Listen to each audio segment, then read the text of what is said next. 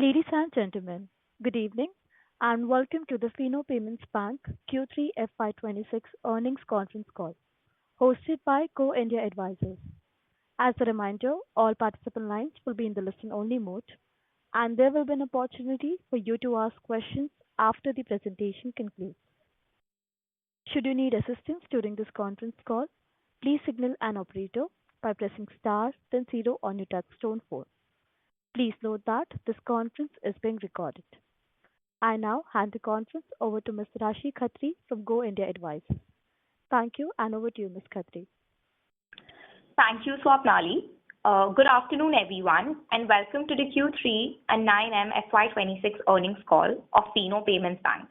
We have on call Mr. Rishi Gupta, Managing Director and Chief Executive Officer, Mr. Ketan Merchant, Chief Financial Officer, and Mr. Anup Agarwal, Head of Finance and Investor Relations. We must remind you that the discussion on today's call may include certain forward-looking statements and must be therefore viewed in conjunction with the risks that the company faces. May I now request the management to take us through the financials and the business outlook, subsequent to which we will open the floor for Q&A. Thank you, and over to you, sir.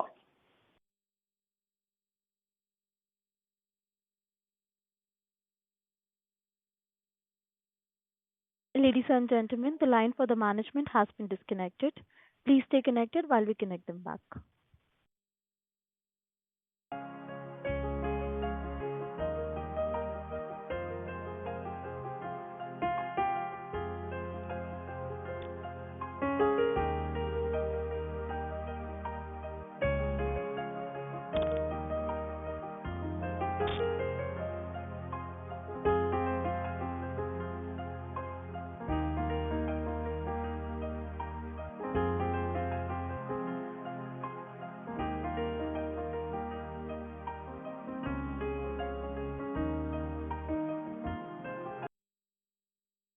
Ladies and gentlemen, the line for the management has been connected. Over to you, sir. Okay. Thank you, Rashi. A warm welcome to all of you joining us today for our Q3 FY26 earnings call. I would like to begin by highlighting the most significant development till date. During the period, your bank received in principle approval from the Reserve Bank of India to transition into a small finance bank, making FINO the first and the only payments bank to reach this milestone. This approval marks an important step in our journey and validates the work we have done over the last few years in building a compliant, scalable, and resilient banking platform. On behalf of the entire management team, I would like to thank the RBI, our board, our employees, especially our shareholders, for their continued support and confidence in FINO. This development is a key inflection point as we position the franchise for its next phase of growth, allowing us to deepen customer relationships and expand our role in advancing financial inclusion in responsible and sustainable manner. With SFB lessons, we add multiple revenue streams to our existing business model. Over the first 9 months of FY26, our focus has been very deliberate and consistent around quality over quantity. Whether it is merchant, public partner onboarding, deposit growth, or client acquisition, we have consciously chosen to prioritize sustainability and scalability over short-term volume-led growth. This approach becomes especially critical as we enter the SFB transition, because the foundation we build today will define the quality of balance sheet, returns, and risk profile over the coming years. As we move closer to the SFB phase, your biggest bank strength is that we enter this journey with a strong CASA-based liability of over 2,500 crores. Add to this deposits with other banks of about 500 crores means that we are sitting on nearly 3,000 crores of low-cost deposits. CASA for us is not merely a funding source, it is a strategic moat. It provides us with a structurally low and scalable cost of funds, which has remained under 2% for over the 9 months period. This gives us a strong structural advantage that allows us to design the lending business very differently from many other SFBs. This low cost of funds will enable us to maintain NIM of around 10% on a largely secured portfolio. This will be driven by products such as loans to MSME, affordable home loans, LAP, micro LAPs, and select gold loans. We will remain disciplined on loan-to-value ratios, customer selection, and ticket sizes. This calibrated approach is deliberate and is aimed at ensuring predictable credit costs, which we believe can be maintained sub 1% over a cycle as the loan book scales. From a medium-term perspective, as we transition into an SFB, our aspiration is to scale the business meaningfully while continuing to maintain discipline. Our loan book aspiration is in the range of 8 to 10,000 crore by FY30, and this growth will be phased and prudent. We expect the credit deposit ratio to be around 75% in the initial 3-4 years. Over the medium term, our aspiration is to build towards a 20% plus ROE, driven by a low cost of funds, disciplined credit costs, and operating leverage. Another important differentiator in our SFB journey is our merchant-led ecosystem. Today, we engage with over 20 lakh merchants, which gives us a deep on-ground footprint and a strong base to thoughtfully extend our credit offerings and drive our sourcing over time. This model allows us to operate with lower acquisition costs, better customer insight, and stronger engagement and collections. And we believe it will continue to remain a key structural advantage as our business scales. In summary, our key differentiator will be merchant-led asset-light sourcing model that is non-brick and mortar and limited branches and asset centers to complement our existing distribution network. We are not expecting to spend more than 15 crores on physical infrastructure on an annual basis. On the execution front, we have crossed a critical milestone on the technology side by going live on Holodo core projects and migration of our core banking system to Finacle. While some stabilization is natural in any large migration, the heavy lifting is behind us. This provides us with a flexible and scalable technology backbone that allows us to launch products quickly, customize offerings, and scale without proportionate increase in cost. Apart from the technology, we need to hire talent for the critical vertical, which also resonates our DNA and continue to be differentiated. With this, the heavy lifting on the technology cost is over, and we expect to build the digital technology stack for SFB with about 100 crores over the next 1 year. As we build the SFB, we are equally and pushing more on our current business. We expect the current business, along with growth, to contribute to about 75% of the overall revenue by FY30. Over the first 9 months of FY26, we have continued to strengthen the quality of our customer base, with CASA being the cornerstone of our strategy and the primary growth engine. During Q3 FY26, average deposits grew 32% on a year-on-year basis to 2,496 crores, reflecting continued customer trust and deeper engagement. We added over 8.7 lakh accounts in this quarter, taking the total number of accounts to 1.68 crores. More importantly, the focus has shifted from pure accounts acquisition to balance quality, with the average CASA balance improving by around 9% year-on-year to 1,314 rupees. Digitally active customers grew 22% year-on-year to nearly 60 lakh customers, while renewal income grew 19% year-on-year to 57 crores, reinforcing stickiness and annuity potential. Digital engagement has continued to strengthen in this financial year. Digital throughput now accounts for approximately 56% of the total throughput, with digital transaction count growing 17% year-on-year to more than 89 crores in Q3 FY26. In digital payment business, enhanced regulatory scrutiny across the ecosystem continued to impact throughput in this quarter as well.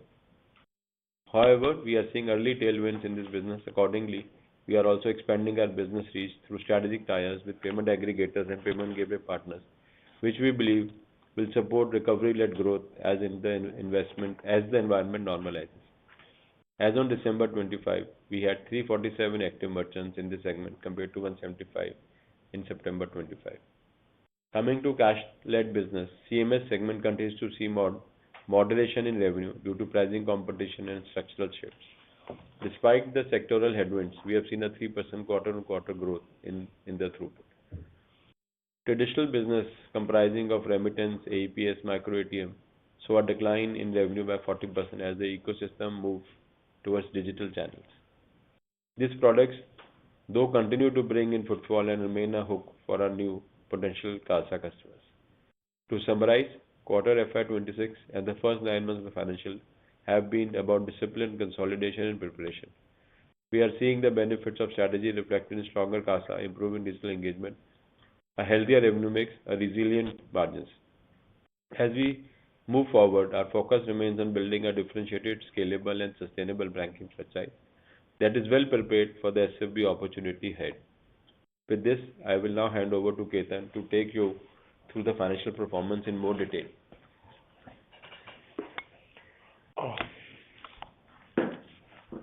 Thank you, Rishi, and a good evening, everyone.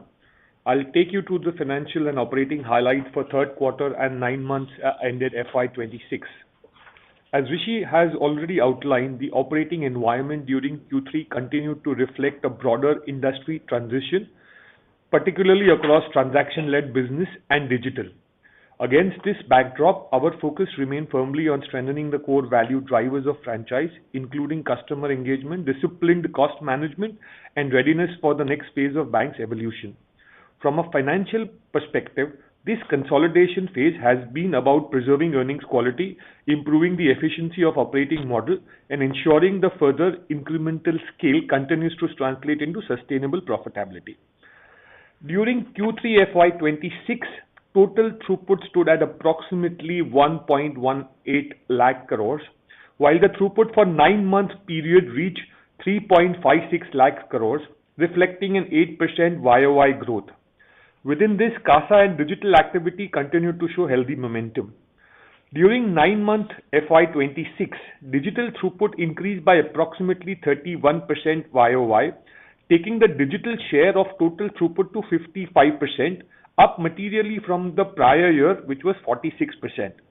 Over a 9-month period, digital throughput reached 1,96,740 crores, reinforcing the structural shift towards scalable and account-linked activity.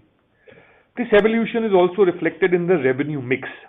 Higher margin business led by CASA and renewal-led income streams now contribute approximately 41% of total revenue, while the share of low margin, volume intensive transaction business has declined to around 18%.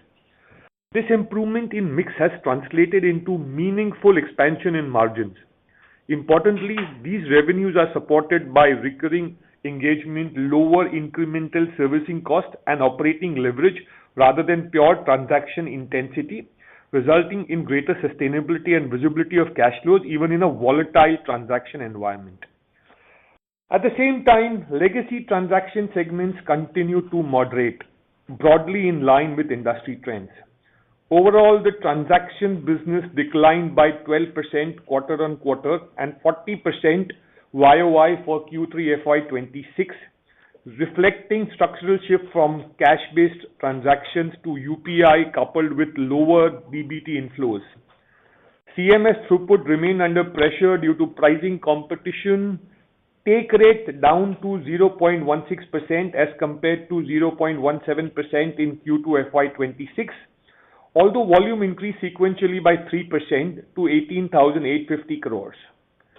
Turning to financial performance, Q3 FY26 revenue stood at 394.4 crores, reflecting a sequential decline of 1% and a YOY decline of 15%. Revenue for 9-month FY26 declined to 1,247.9 crores, representing 8% YOY decrease. Despite this, due to margin expansion, excluding one-offs, the profitability remained resilient. EBITDA for Q3 FY26 stood at 63.9 crores, with EBITDA margin improving to 16.2%. For 9-month period, EBITDA expanded to 187.1 crores, with a margin expansion of over 240 basis points on a YOY basis. At the PBT and PAT level, Q3 FY26 PBT stood at 17.5 crores, excluding one-off, which was 3.1 crores. This was at 20.6 crores, while PAT was at 12.2 crores. For 9-month period, PBT stood at approximately 63.3 crores, including one-off, reflecting a 20% YOY decline. Operating expenses remain tightly controlled. OPEX for Q3 FY26 stood at 84 crores, while 9-month OpEx increased by only 2% on a YOY basis to 261.3 crores. The cost-to-income ratio for the quarter stood at 33.1%, reflecting a temporary revenue moderation, while underlying cost discipline remained intact.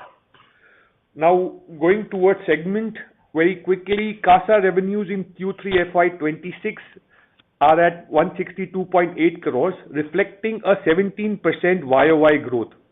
For a 9-month period, CASA revenue increased to 476.3 crores, up by 22% YOY basis. Within this, CASA renewal income increased to 174.9 crores in 9-month FY26 from 133.9 crores in 9-month period FY25, reflecting a 31% YOY growth. While Q3 FY26 renewal stood at 57%, up by 19% on a YOY basis. Digital payment revenue for Q3 FY26 stood at 62.7 crores, reflecting a 43% YOY decline, driven by regulatory tightening and moderation in certain categories. For a 9-month period, digital revenue were at 232.5 crores compared to 255.9 crores in 9-month FY25, representing a 9% YOY decline. Transaction-led segment continued to reflect the broader industry transition. CMS revenue in Q3 FY26 were 29.6 crores, declined by 27%, while 9-month revenue stood at 94.9 crores, reflecting a 22% YOY decline. MATM and AEPS revenue declined to 35.1 crores in Q3 FY26, a 25% YOY decline, while 9-month revenue stood at 117.4 crores, lower by 14% on YOY basis. Remittance revenues moderated to 34.3 crores in Q3 FY26, reflecting a 50% YOY decline, and to 120.8 crores for a 9-month period, reflecting 57% YOY decline, consistent with the reduced reliance on cash DMT flows, as well as the ecosystem which we have mentioned in earlier calls. A key highlight of Q3 has been the continued improvement in revenue quality, driven by the deliberate shift in mix. Low margin transaction-led business now contribute around 18% of total revenue, while high margin business primarily led by CASA contribute around 40%. This shift has driven a 5.4% or 540 basis points year-on-year increase in the net revenue margin. With this net revenue margin at 37.5% in Q3 as compared to 32.1% in Q3 last year. As a result, despite revenue moderation, profitability has remained resilient, with Q3 EBITDA at 63.9 crores, up 6% YOY, and EBITDA margins improving to 16.2% compared to 13% in the previous year. On a 9-month basis, EBITDA grew by 10% on a YOY basis to 187 crores, reflecting disciplined execution and a better mix. On SFB transition, as Rishi has already outlined, we continue to make steady progress across people, technology, governance, and operating readiness. Our cost of funds of 4%, as reflected in slide 15 of our investor deck, would be our key differentiator in SFB operations and thereby driving profitability. With this, I now hand it over back to the moderator for any questions. Thank you. Thank you very much.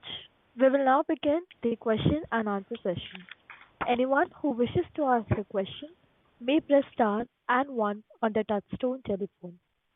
If you wish to remove yourself from the question queue, you may press star and two. Participants are requested to use handsets while asking a question. Ladies and gentlemen, we will wait for a moment while the question queue assembles.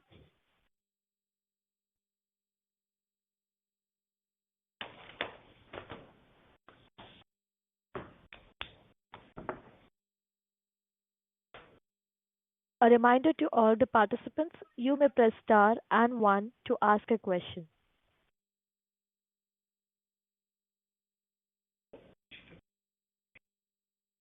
We have the first question from the line of Anand Dama from Emkay Global. Please go ahead. Yeah, hi, sir. Thank you for the opportunity and congratulations for the license. Sir, my question was first related to our existing business, where we are continuously seeing a downfall in our revenues because of the transaction banking business undergoing some stress. Our CMS business also is down. So have we lost any bigger client over there because of the competition? If yes, if you can talk about which are the clients that we have lost. Is there any pipeline to acquire new customers over there? Secondly, my question is about in the presentation you've talked about that how you're going to transit into SFP by 2030. But then what's the starting point for that transition, whether we expect that to happen from FY28? By then we would be fully operational as an SFP, and if yes, how the run-up is going to happen. You also talked about some overnight digital float of about 500 crores. If you can just explain what is that digital float that you're talking about. Thank you, Anand. Let me just go first question first on the CMS. Yes, I'll just quote some numbers. Q3 revenue is 29.6 crores, and Q2 sequentially it was around 30.9 crores. So yes, it has indeed reduced on a sequential basis. However, as I mentioned in my commentary, it is more about the take rate. Volume and throughput during the same period, in fact, has increased marginally by around 500 crores. So CMS, we do not have any, whilst we have competition challenges, it is more about the take rates. We have not lost any kind of revenue partner which is coming across. So trust that answers your CMS point.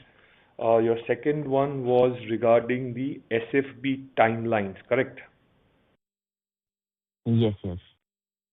And if you can just run us through like how the cost is going to be till FY28 when you basically start up, if you start from FY28. Okay, thank you. Firstly, I think, okay. So two aspects.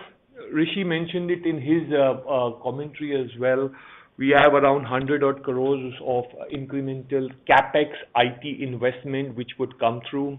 In year one, we approximately have incremental 15 odd crores of infrastructure capex which will come through. So these are the two capex. We need to be cognizant that a larger part of our business is not going to come through branches, and we've done some technology spends already. So these are the two aspects in terms of capex which will come through or in the coming year. When do we intend to operationalize it? As all of you guys are aware, it is a process. RBI has given us 18 months period to implement the same.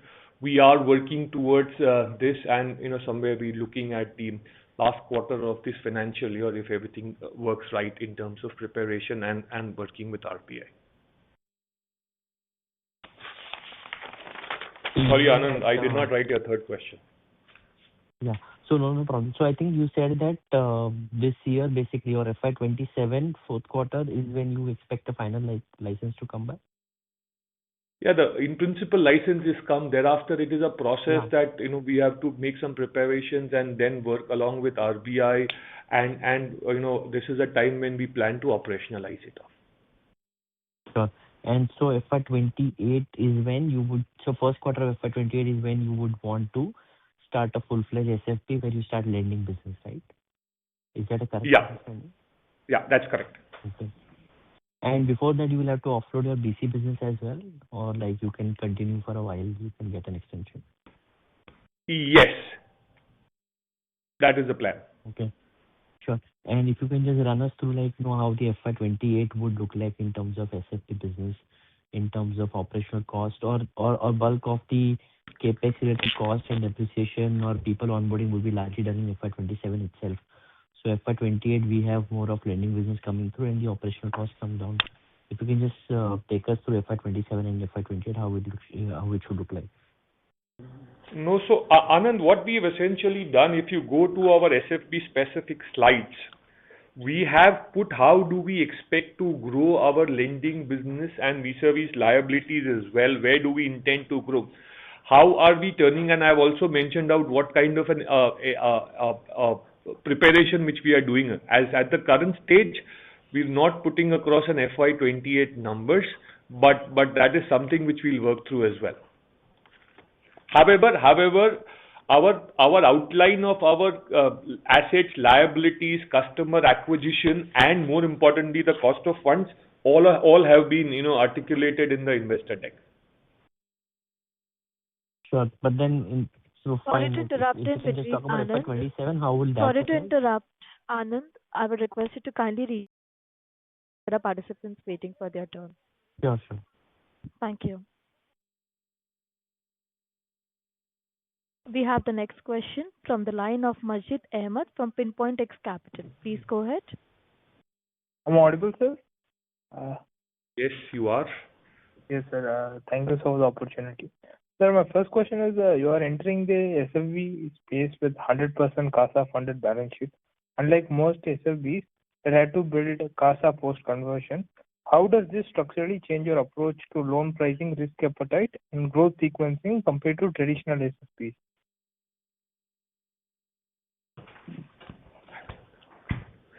So, thanks. It's a very fair question. We start off, and Rishi mentioned it as well. We start off with an opening balance of around 3,000 plus crores, and if you go to slide number 15, in terms of our current model itself, we are saying that we can have incremental 5,000 crores. So, with this, our distinct stated, and this our lean model, if you go to slide number 16, we made ourselves prepared, or we preparing for a secured lending with the cost of funds advantage which we have. And I again draw back the attention to slide 15, where we've said approximately FY30 we look at 13,300 crores of deposit at cost of funds of 3.9%, as you were alluding. And if you go to slide number 16, the kind of products which we are looking at is affordable housing, secured loans under MSME, LAP, micro LAP, gold loan. So that will constitute the major part of our lending portfolio, and that along with this secured products, we can maintain our profitability largely because of maybe around 300 basis points advantage which we have vis-a-vis any other SFB on cost of funds. So that is our thought process in terms of leveraging our opening balance and going for a quality secured lending book. Okay. Got it, sir. And sir, most SFB had to clean up asset quality while building CASA. So FINO is doing the reverse. Like, how does the change the risk profile in the first 3 to 5 years, sir? Can you come again with the question? Sir, most SFB had to clean up asset quality while building CASA. So FINO is doing the reverse. How does this change the risk profile in the first 3 to 5 years? So it's a very relevant question, and it goes to the broad genesis of the SFB also. See, as Ketan mentioned, we are a liability first bank. So we are not carrying any, one is that our liability book is already there, roughly 3,000 crore compared to the SFBs who came 10 years back, didn't have any liability experience. We obviously don't have a lending experience, so for us the asset quality or the treadmill on which they were running is not there. So that is where we have mentioned I mentioned in my own remarks also that we'll build up a prudent book over a phased manner and more on the secured side. So that our target is to keep the credit cost around 1%, and that is what our focus is also. I hope that broadly answers your question. That because we are not having any opening assets, neither we are running on a treadmill where we are growing at a particular pace. We will grow it slowly, but our liability will be the driver for it. Got it, sir. The final question from my side, sir. And what is the realistic timeline to meaningfully deploy capital into lending and start reflecting SFB level ROA and ROE in reported numbers? And what ROA and ROE should we expect in the medium term, sir? Hi, Majid. Some of this I've attempted to capture in slide 19. Typically, and I think Anand also asked this question, if we are looking at operations starting last quarter FY27 or first quarter FY28, So that's where capital would be deployed. I also draw attention to our current net worth. We are adequately capitalized for first phase of growth. ROE, we are looking at in midterm, and that's what we put it as phase one on slide number 19. We're looking at a 20% plus ROE, which can come through. The reason which we've earlier articulated, both me and Rishi, is the lean model and the cost of funds advantage which we carry across. Okay, got it, sir. Thank you, sir. That's all from my end. Thank you, Majid. Thank you. Ladies and gentlemen, in order to ensure that the management will be able to address all the questions in the conference call, we request you to kindly limit your questions to per participant. If you have a follow-up question, please rejoin the queue again. We have the next question from the line of Tanmay Javeri from FinInterest Capital. Please go ahead. Hi, sir. Good afternoon. Sir, I have a couple of questions. The first one being that what would be our medium-term guidance on the margin side? And the second question is around the cost. How should we look at the cost ratio now and in the coming quarters? So I presume you are asking this question in the context of the next couple of quarters, as a payment bank. Yes, right. Yeah, fair enough. Thank you. As I mentioned in my earlier commentary, our margins are at historic high in terms of 37.5%. Now, that is happening due to the change in the product mix, and earlier we mentioned our transaction, low margin cash business is reducing, and now CASA contributes 41% of the margin. So from here on, we can expect margins to be largely range bound in terms of next couple of quarters. That also depends upon how our digital business, which has been a bit benign over last quarter or so, how that recovers. But largely, we expect that to be range bound. Second question which we are coming across is in terms of costs. Yes, our cost will, with some challenges or some moderations over our transaction banking business, we've maintained a very high cost discipline in terms of last couple of quarters, which is reflected in YOY numbers as well as sequential numbers. We continue to do that in terms of our OPEX cost management. There might be some incremental depreciation which we are expecting as we have just completed our FINO project as well, and as we had mentioned it earlier. So other than that, I think the cost should be a trend line with operating efficiencies will continue. Any ballpark number that we can assume or we can estimate? No, as I said, we have not given an estimate for the next year, but I have given the drivers how it will all work across as well. Margins, I have mentioned it, range bound. Cost will be trading currently and on the basis of the current trend line, plus the incremental depreciation which we may have.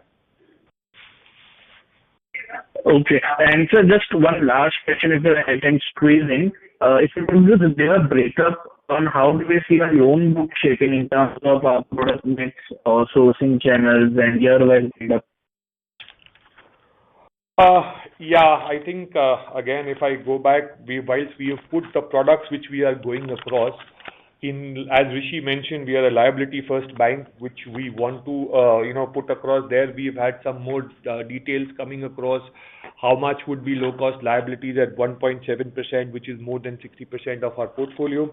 In terms of products which we have identified, how do we build that product and what will be the percentage is something which we will, which will evolve over next quarter or two.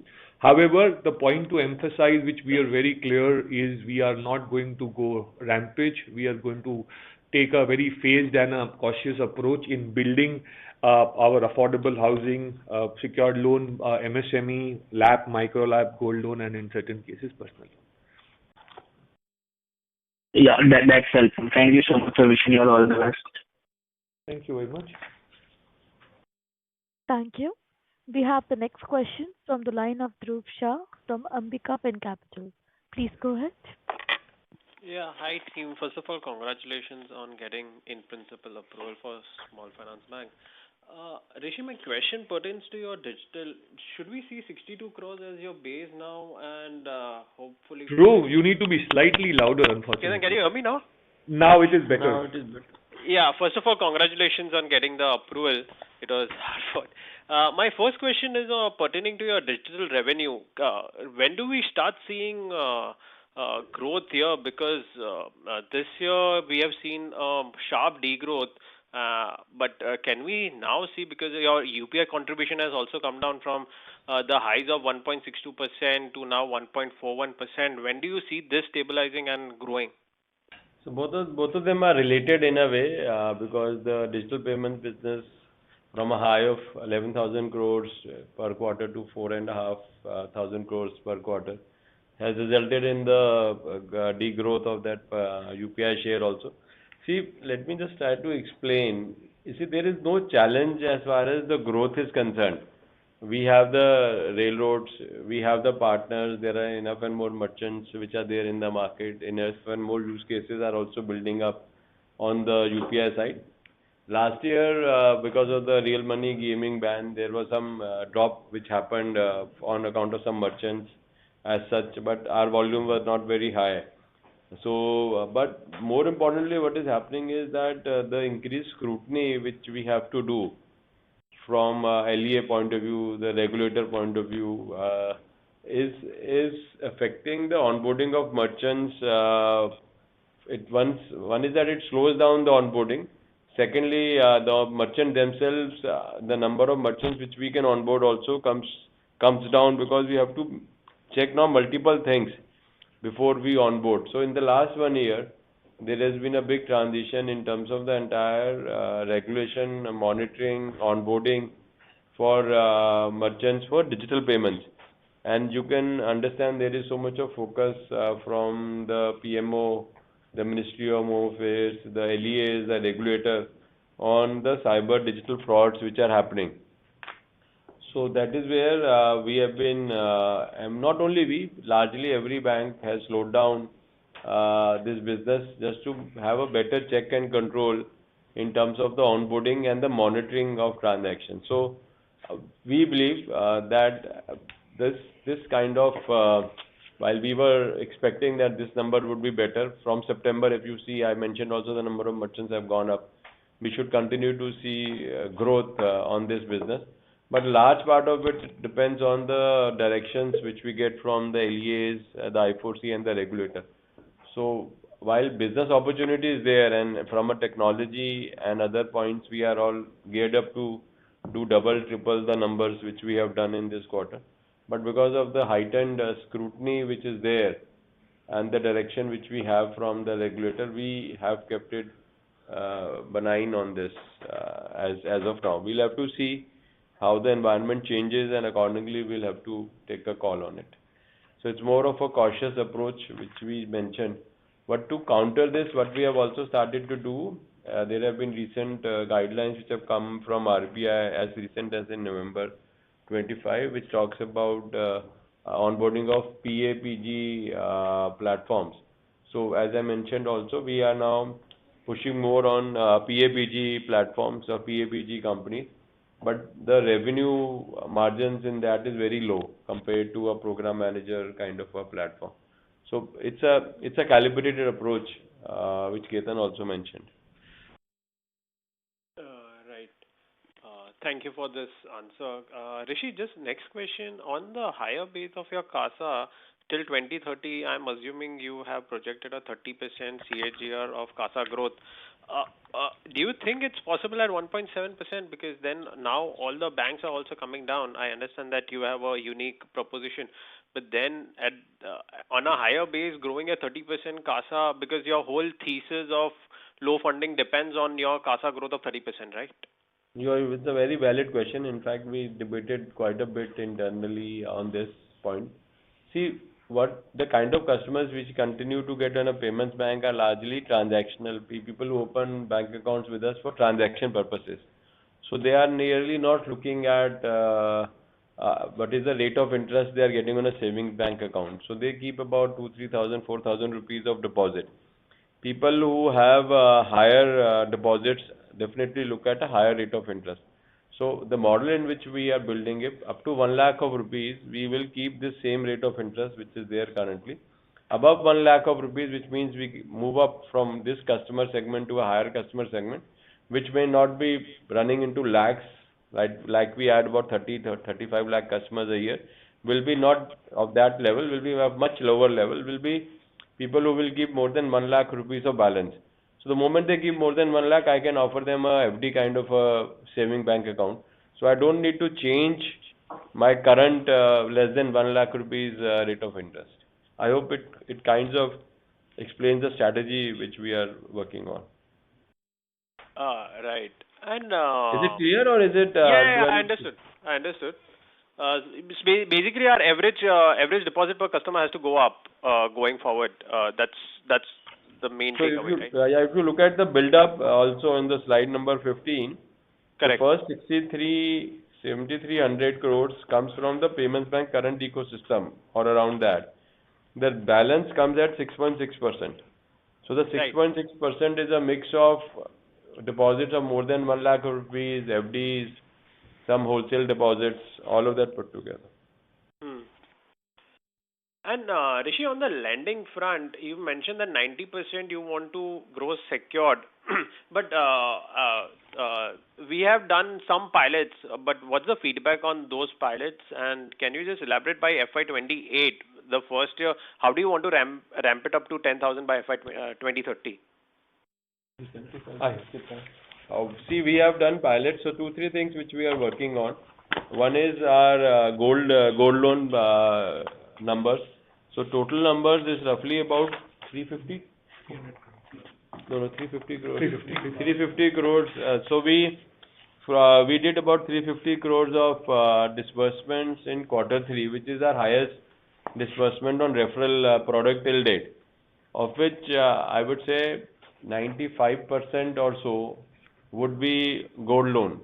Around 5 to 7%, which we have built up a team of about 30 people working in some states in the country, where they are building up a affordable housing lab kind of a product. So they could reach a disbursement from 0 to 8 crores in 3 to 4 months. I think we did about 8 crores or so of disbursements in December of Q3.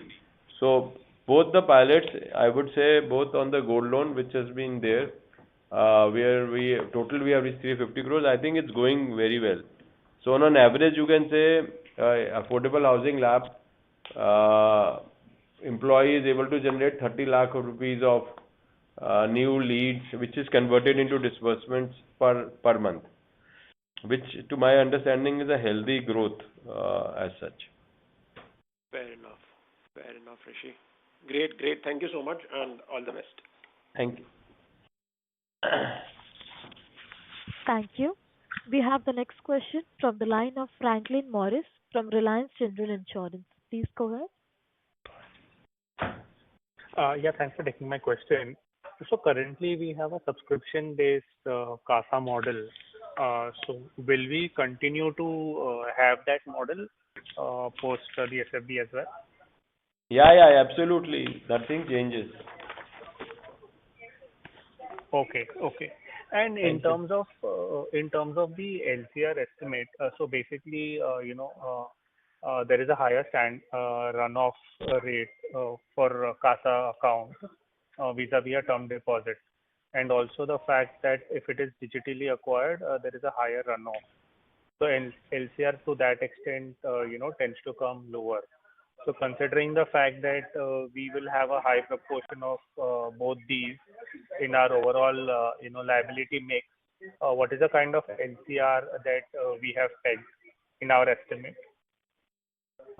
So thanks. This is a fair question. What we need to be cognizant and comes back to the slide number 15. We are running a current model where whilst we only have CASA and our core book of CASA, which is a non-volatile CASA, is to the extent of around 90% plus. So what you essentially said, the volatility which can impact CR is more attributable to a different segment. For us, and as Rishi said earlier to Dhruv's question, we are continuing our current model of acquisition of the subscription base, etc. So we do not expect that kind of volatility coming across. This will be relatively higher core percentage of CASA is what we are looking at, and that is not out of the blue. That is the demographics of our current customer, which we will continue doing. But any LCR number that we would No, we've not have projected arrived that currently the way it is there. But I just explained you the logic of how it will be core. Okay, okay. And finally, just to understand, like in the interim, our cost to income ratio would tend to increase before it starts moderating as we go forward, right? So right now, it's like our cost to income ratio is about 94%. So I just wanted to understand what's the trajectory of this cost to income ratio, maybe in the next 3 to 4 years. So again, this comes back someone, perhaps Majid also had a similar point earlier as well. Maybe that was pertaining to how the cost is going for next year, and I had explained that off. If you see our, and Rishi mentioned in his commentary as well, that if our cost of funds is around 3.9% and our margin is around 10%, we are not going to go via a branch model, or we will have limited and selective branches coming across. So we do not expect an abnormally high OPEX coming on account of SFB. How do we draw out a model in terms of profitability for 3 to 4 years? Currently, as I said, we put margins, we put assets, we put liabilities. We've also corroborated the incremental capex, which is essentially coming across. So that's where it will come through. Yeah, fair enough, fair enough. Thanks a lot. Understood. And all the best. Thank you. A reminder to all the participants, kindly restrict your questions to 2 per participant. If you have a follow-up question, please rejoin the queue again. We have the next question from the line of Manish Srivastava from Infinity Alternatives. Please go ahead.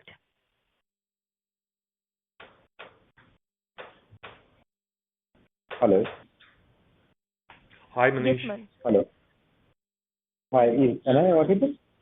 Yeah, loud and clear. Yes. Sorry, I didn't want to be that loud. Thanks a lot for the call. I just wanted to understand, it seems to be a very tight market for people. And so how are we shaping up in terms of hiring plan for the small banks, the massive needs for how is the market looking like?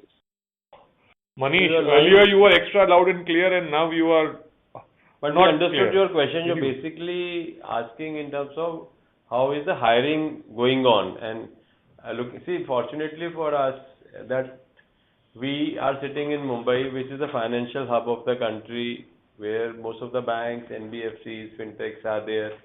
And so there is enough and more people who are in the same city. So we don't have challenge of getting people from a different city.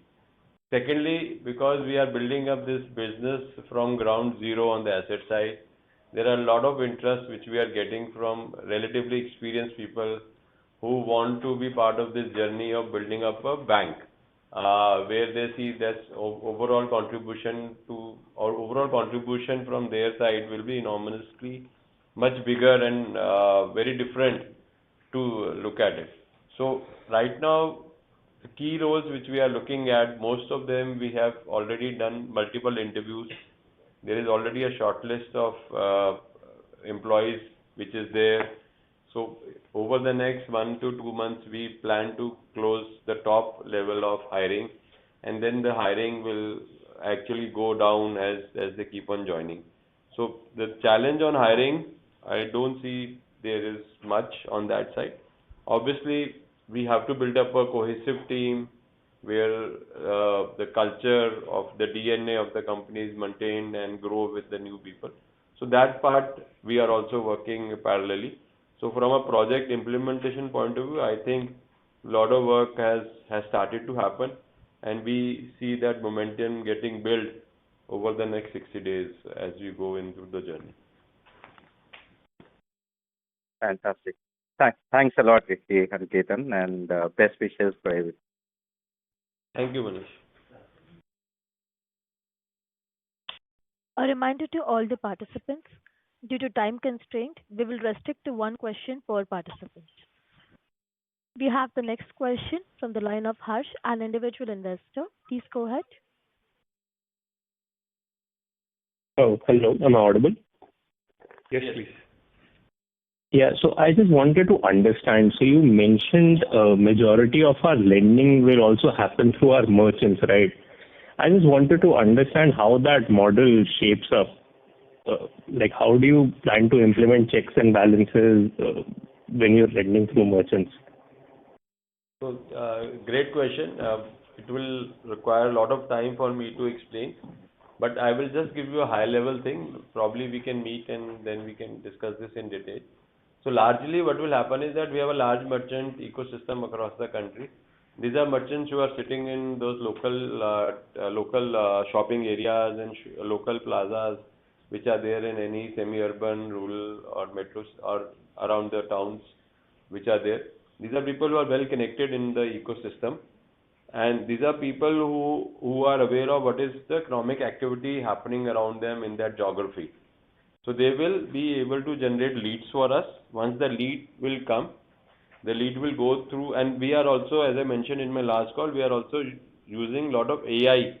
And fortunately for us, as we move into much deeper technology, the AI will definitely benefit us. We have in fact shortlisted about 8 to 9 partners already on the AI integrations which we have to do, starting from getting the basic information, the photograph, the personal discussion, and a lot of other activities from that. So a lot of that part we expect the merchant will be able to do, where there is it's like a idiot-proof kind of a ecosystem. Once that is done, it will go to our asset centers, which will be positioned in a kind of a hub model, and from there, whatever physical verification or anything will be required to be done will be done by our own staff. And obviously there will be lawyers and legal counsels who will help on the validation, verification, specifically on the housing kind of loan structure. So lead generation, collection of the basic information, decisioning and everything will be at the hub level and the central office level. Obviously we'll have to make some rules engines on which the entire ecosystem will work. But the large part of the leads we expect to get generated through our merchant ecosystem and fulfillment through our asset centers and through that ecosystem. I hope it clarifies at a high level. Obviously, this is a much deeper process flow and everything which will require a lot of time. Yeah, understood. Thank you for that. And just a small clarification. So in terms of our referral loans, right, we are not taking any. No, if I get your question, no, we are not taking any credit risk. As a payments bank, we can't take any credit risk. We refer it to the relevant partners and then they take the credit risk. Gold is a very operational kind of a model. I think affordable loans and LAP are more where they have to take a much more informed decision. And will this referral business continue as we transition? Sorry to interrupt in between, Harsh. I would request you to rejoin the queue again, as there are participants in the queue. Sure. Thank you, Harsh. Thank you. We have the next question from the line of Rupesh Utwani from Nayan Imwala Securities Private Limited. Please go ahead. Hi, sir. Am I audible? Yes. Hi, sir. Congratulations on the SFB Bank license. I just had one small question on the CASA-related renewal income. Now, you had said that there's an increase in the renewal income on a year-on-year basis, but if I look at it on a quarter-on-quarter basis, it has come down by somewhere around 8%. So, is there a specific reason behind that or something? If you could explain. Hi. Yes, your observation is right. Typically, renewal income is like an annuity income, which is building and helping us, and we've quoted a YOY percentage for 3 months, for the quarter as well as 9 months. To address your point, I think our Q2 revenue was 62 crores, which has come down to 57 crores. That is largely attributable to the DBT related aspects, direct benefit transfer. So when the direct benefit transfer, which came essentially from the government, had reduced significantly from Q2 to Q3, and that's the trend which is showing across as well. Okay, sir, great. And just one last question, if I may squeeze in. Will we be focusing on any particular demographic for the loan book, or is it something that you haven't yet decided for the SFB? Yeah, largely we have looked at north to west and 1 or 2 states in south to start with. Okay, sir. That's all from my side. Thank you and all the best. Thank you, Nayan. Thank you. Thank you. Ladies and gentlemen, due to time constraint, that will be the last question for today. I now hand the conference over to the management for the closing comments. Thank you, Rashi, for the conference. So this quarter has been a remarkable quarter, I would say, from a long-term transition point of view of the bank. We achieved 2 significant milestones, one on the SFB, second on the technology, which sets us apart compared to any other payments bank and other SFB in the same domain. Our SFB, as we explained, and a lot of it is there in the presentation. We would encourage, if there are more questions, please, we'll be more than happy to answer that on one-to-one basis, to explain the entire thinking of our business model on the SFB side. On technology, we have migrated to the new platform, and we are expecting that the benefits of migration to a next generation platform will start coming in from the next quarter onwards, as we move into this in a more stable and complete our other pending jobs on the entire platform as such. So lot of activities have happened. There has been a slight drop as we saw in our business and the profitability. There's a one-off item on the labor cost also, which also affected our bottom line. But in the long-term point of view, we expect that with this big 2 transitions which we are now done with, this will take us to a different level in the next 1 or 2 years. And we continue to remain focused on what we want to build over the next 12 to 18 months, and hopefully we'll build up a very differentiated bank according to the things which we have contemplated, and we are building on it. And we continue to look forward to your continued support. Thank you very much, and have a nice day. Thank you. Thank you very much. On behalf of FINO Payments Bank and Go India Advisors, that concludes this conference. Thank you for joining with us today, and you may now disconnect your lines.